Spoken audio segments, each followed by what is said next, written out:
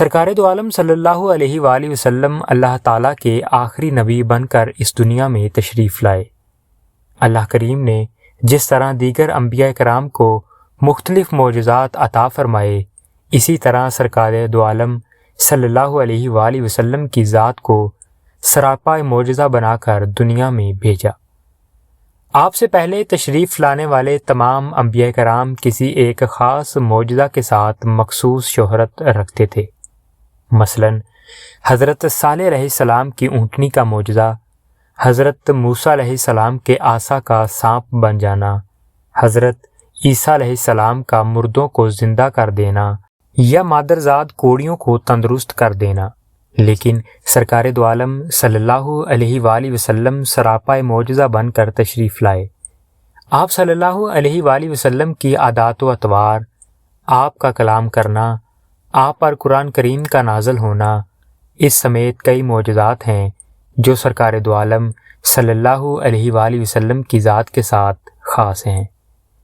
اگر یہ کہا جائے تو بے جا نہ ہوگا کہ تمام انبیاء کے معجزات کو سرکار دو عالم صلی اللہ علیہ وآلہ وسلم کی ذات میں جمع کر دیا گیا، لیکن جس معجزہ کا ذکر آج ہم کرنے جا رہے ہیں وہ ایک ایسا معجزہ ہے جو آپ صلی اللہ علیہ وآلہ وسلم سے قبل کسی نبی کو عطا نہ ہوا، اور وہ معجزہ شق القمر کا ہے، یعنی چاند کو دو ٹکڑے کر دینا۔ چاند کو دو ٹکڑے کر دینے والا معجزہ ایک ایسا واقعہ تھا جس نے پورے عالم عرب کو ششدر اور حیران کر کے رکھ دیا تھا، اور اس کی اہمیت اس لحاظ سے مسلم ہوگی کہ اس معجزہ کی تصدیق کے لیے خصوصی طور پر اللہ کریم نے سورۃ قمر کی آیات طیبات نمبر 1 سے لے کر 3 نازل فرمائی، جس میں اللہ کریم نے ارشاد فرمایا، قیامت قریب آ گئی ہے اور چاند شک ہو گیا، اور اگر وہ کوئی نشانی دیکھتے ہیں تو منہ پھیر لیتے ہیں اور کہنے لگتے ہیں یہ بڑا زبردست جادو ہے۔ معزز سامعین، اس صورت کا پس منظر تحریر کرتے ہوئے صاحب ضیاء القرآن جسٹس پیر محمد کرم شاہ الظاہری تحریر کرتے ہیں، کفار آئے روز ایسے معجزات کا مشاہدہ کرتے رہتے تھے جن کو دیکھنے کے بعد کوئی سلیم الطبع انسان حضور کی رسالت کا انکار نہیں کر سکتا تھا، لیکن عقل کے اندھے ان کو جادو کہہ کر ٹال دیا کرتے تھے۔ آخرکار ایک رات ان کی فرمائش پر شق القمر کا معجزہ دکھایا گیا۔ مکہ کے سارے باشندے منع کے کھلے میدان میں حاضر تھے، آسمان پر چاند چمک رہا تھا۔ سرور کائنات صلی اللہ علیہ وآلہ وسلم نے انگلی کا اشارہ کیا، اشارہ کرنے کی دیر تھی کہ چاند کا کرہ دو ٹکڑے ہو گیا۔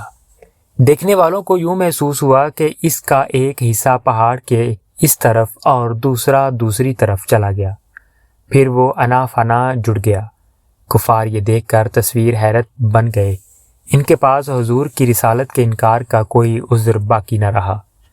ابو جہل بولا کہ بڑا زبردست جادوگر ہے، اس کا جادو آسمان پر بھی اثر کرتا ہے۔ بعض لوگوں نے شق قمر کی ان آیات طیبات کو قیامت کے وقوع ساتھ جوڑنے کی کوشش کی، اور انہوں نے اس کی تشریح و تفسیر میں یہ بیان کیا کہ دراصل یہ قیامت میں پیش آنے والا واقعہ ہے جس کی طرف قرآن کریم کی آیات میں اشارہ کیا گیا ہے، لیکن کثیر احادیث ثابت کرتی ہیں یہ شق القمر کا واقعہ حضور اکرم کی حیات طیبہ میں ہوا تھا۔ تفسیر ضیاء القرآن میں تفسیر قرطبی اور روح المعانی کے حوالے سے یہ بتایا گیا ہے کہ یہ واقعہ ہجرت سے 5 سال پہلے وقوع پذیر ہوا، اور پھر اپنی اس بات کی تصدیق میں کثیر احادیث طیبہ بھی ذکر فرمائیں۔ شق قمر کے واقعے کی تصدیق کرنے والی احادیث کو جلیل القدر صحابہ کرام نے روایت کیا ہے، جن میں سیدنا علی المرتضیٰ رضی اللہ تعالیٰ عنہ، حضرت ابن مسعود رضی اللہ تعالیٰ عنہ، انس بن مالک رضی اللہ تعالیٰ عنہ، جبیر بن مطعم رضی اللہ تعالیٰ عنہ، حضرت ابن عمر رضی اللہ تعالیٰ عنہ، عبداللہ بن عباس رضی اللہ تعالیٰ عنہ قابل ذکر ہیں۔ بخاری مسلم میں ایک حدیث مذکور ہے جو حضرت عبداللہ بن مسعود رضی اللہ تعالیٰ عنہ سے مروی ہے کہ رسول کریم صلی اللہ علیہ وآلہ وسلم کے زمانہ میں چاند درمیان میں سے شق ہو کر اس طرح 2 ٹکڑے ہو گیا تھا، ایک ٹکڑا پہاڑ کے اوپر کی جانب تھا اور دوسرا نیچے کی جانب تھا۔ حضور اکرم صلی اللہ علیہ وآلہ وسلم نے کفار کو بلا کر کہا کہ میرے اس معجزہ کی گواہی دو۔ بخاری مسلم، جبکہ یہ حدیث مشکوت شریف کی جلد 5 میں بھی موجود ہے۔ نبی کریم صلی اللہ علیہ وآلہ وسلم کے دست مبارک سے چاند کے 2 ٹکڑے ہو جانا ایک ایسا حقیقی واقعہ ہے جس کی صداقت میں کسی کو شک و شبہ کی کوئی گنجائش نہیں۔ اس واقعہ سے متعلق روایات کو راویوں ایک بڑی جماعت نے بیان کیا ہے اور ان کے واسطہ سے بے شمار محدثین نے ان روایات کو نقل کیا ہے۔ علماء کرام کے نزدیک یہ صحیح روایت ہے اور تواتر کی حد تک پہنچی ہوئی ہے۔ اس کو بخاری و مسلم سمیت کئی جید محدثین نے اتنے زیادہ ترک سے نقل کیا ہے، اس میں کہیں سے بھی شک کا گزر نہیں۔ لیکن سب سے بڑی بات یہ ہے کہ خود قرآن کریم نے اپنی آیات طیبات سے اس واقعہ کی صداقت کی گواہی دے دی، کیونکہ اگر اس واقعہ کو محض قیامت کی نشانیوں کے ساتھ جوڑ دیا جائے تو پھر وہ آیات ذکر کرنے کی ضرورت نہ رہی تھی، جس میں کفار کی طرف سے کہا گیا تو یہ کھلا جادو ہے۔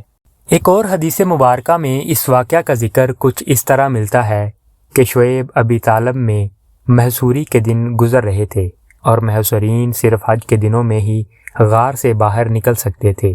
مقاطع کا دوسرا ساتھ چل رہا تھا اور حج کے ایام تھے۔ سرکار دو عالم صلی اللہ علیہ وآلہ وسلم اپنے صحابہ کرام کے ساتھ منع میں تشریف فرما تھے۔ آسمان پر چاند بھی پورے جوبن پر تھا۔ ابو جہل، ولید بن مغیرہ، عاص بن وائل وغیرہ نے اپنے دیگر ساتھیوں کو جمع کر کے رسول اللہ صلی اللہ علیہ وآلہ وسلم کے سامنے یہ سوال اٹھایا کہ اگر آپ سچے ہیں تو چاند کے 2 ٹکڑے کر کے دکھائیں۔ سرکار دو عالم صلی اللہ علیہ وآلہ وسلم نے فرمایا کہ اگر میں ایسا کر دوں تو کیا تم ایمان لاؤ گے؟ سب نے کہا ہم ایمان لائیں گے۔ حضور اکرم صلی اللہ علیہ وآلہ وسلم نے اللہ تعالیٰ سے دعا فرمائی اور چاند کی طرف انگلی کر کے اشارہ کیا تو چاند کے 2 ٹکڑے ہو گئے۔ چاند کا ایک ٹکڑا کوہ ہرا کے اوپر تھا اور دوسرا اس کے دامن میں تھا۔ آپ نے ہر کافر کو نام لے کر پکارا اور کہا اے فلاں بن فلاں گواہ رہنا، اے فلاں بن فلاں گواہ رہنا۔ سب لوگوں نے چاند کے ٹکڑے اچھی طرح دیکھ لیے۔ 2 ٹکڑے ایک دوسرے سے اتنی دوری پر ہو گئے تھے کہ بیچ میں ہرا پہاڑ نظر آ رہا تھا، لیکن کفار نے اس پر کہا یہ جادو ہے۔ ابو جہل نے کہا اس معاملہ کی مزید تحقیق کریں گے، اگر یہ جادو ہوا تو صرف ہم لوگوں پر ہی ہو سکتا ہے جو لوگ یہاں پر موجود نہیں ہیں، یا دوسرے شہروں اور ملکوں میں ان پر تو جادو نہیں ہو سکتا۔ چنانچہ دور دراز کے لوگ جب آئے اور ان سے چاند کے ٹکڑے ہونے کے حوالے سے پوچھا جاتا تو سب اقرار کرتے کہ ہم نے بھی چاند کو 2 ٹکڑے ہوتے دیکھا ہے۔ صحابہ کرام رضوان اللہ اجمعین میں سے حضرت عبداللہ بن مسعود رضی اللہ تعالیٰ عنہ، حضرت حذیفہ اور حضرت جبیر بن مطعم رضی اللہ تعالیٰ عنہ اس کے عینی گواہ تھے جو موقع پر موجود تشریف فرما تھے۔ یہ روایت مسند احمد، بخاری و مسلم، ترمذی اور تفسیر ابن کثیر میں الفاظ کے معمولی رد و بدل کے ساتھ موجود ہے۔ کثیر صحیح احادیث کے باوجود بعض لوگ اس بات کا انکار کرتے ہیں اور یہ کہتے ہیں یہ واقعہ کو قیامت کے وقت ظہور پذیر ہوگا۔ ضیاء القرآن میں اس آیت کی تشریح کے ذیل میں موجود ہے کہ انشک ماضی کا صیغہ لیکن یہ مستقبل پر دلالت کرتا ہے اور عرب میں اس کی بکثرت مثالیں موجود ہیں۔ اس واقعہ کا انکار کرنے والے کہتے ہیں کہ اگر ایسا واقعہ پیش آیا ہوتا تو ساری دنیا میں اس کی دھوم مچی ہوتی۔ اس زمانہ کے مورخ اپنی کتابوں میں اس کا ذکر کرتے، علم نجوم کے ماہرین اپنی تصنیفات میں یہ واقعہ نقل کرتے۔ ان اعتراضات کے جواب میں حضور ضیاء العلم تحریر کرتے ہیں کہ چونکہ یہ واقعہ سر شام ہوا تھا اس لیے جزیرہ عرب کے مغرب میں جو ممالک تھے وہاں اس وقت دن تھا، لہٰذا وہاں تو دیکھے جانے کا سوال ہی پیدا نہیں ہوتا۔ نیز یہ واقعہ رات کو اچانک پیش آیا تھا، جو لوگوں کو کیا خبر تھی کہ ایسا واقعہ وقوع پذیر ہونے والا ہے کہ وہ بےتابی سے اس کا انتظار کرتے۔ رات کو کیا خبر کہ آن کی آن میں کیا وقوع پذیر ہوا؟ اگر کوئی اس وقت جاگ بھی رہا ہوتا تو ممکن ہے کہ وہ کسی اور کام میں مشغول ہو اور اس نے اس طرف توجہ نہ کی ہو یا توجہ کی ہو، اس نے دیکھا بھی ہو لیکن وہ ان پڑھ ہو، لکھ نہ سکا ہو، یا لکھا ہو تو پھر ضائع ہو گیا۔ الغرض 20 احتمالات ہو سکتے ہیں۔ اتنے احتمالات کی موجودگی میں ہم صحیح روایات سے ثابت شدہ واقعہ کو کس طرح غلط کہہ سکتے ہیں؟ شق قمر کا واقعہ دراصل حضور کریم صلی اللہ علیہ وآلہ وسلم کی شان نبوت کا خوبصورت اظہار تھا۔ اس میں ایک تو حضور اکرم صلی اللہ علیہ وآلہ وسلم کی شان واضح ہوئی، تو دوسری طرف سرکار دو عالم صلی اللہ علیہ وآلہ وسلم کے اختیار کا بھی تذکرہ ہوا۔ آپ کا اختیار محض زمین پر نہیں بلکہ آسمان پر موجود چیزوں پر بھی چلتا ہے۔ تمام مخلوق آپ کے اشارے کی تابع ہے۔ آپ چاہیں چاند کو 2 ٹکڑے کر دیں، پسند فرمائیں تو غروب ہوتا ہوا سورج واپس لے آئیں، آپ پسند فرمائیں تو اللہ آسمان سے بارش نازل کر دے، اور خواہش کریں تو اللہ تعالیٰ بارش واپس لے جائے۔ حضور اکرم صلی اللہ علیہ وآلہ وسلم کو عطا کردہ معجزات کا تذکرہ اتنا طویل ہے کہ یہ مختصر مضمون اس کا متحمل نہیں ہو سکتا۔ صرف یہی کہنا چاہتا ہوں کہ چاند کے 2 ٹکڑے ہونے کا واقعہ حضور اکرم صلی اللہ علیہ وآلہ وسلم کی نبوت کی صداقت کی دلیل اور آپ کے اختیارات کا اظہار ہے، اور آپ کے بے شمار معجزات میں سے ایک معجزہ ہر دور میں علماء کرام نے سرکار کے موجودات کا شرح و بسط کے ساتھ بیان کیا اور بندہ مومن کے ایمان کو تازہ کیا۔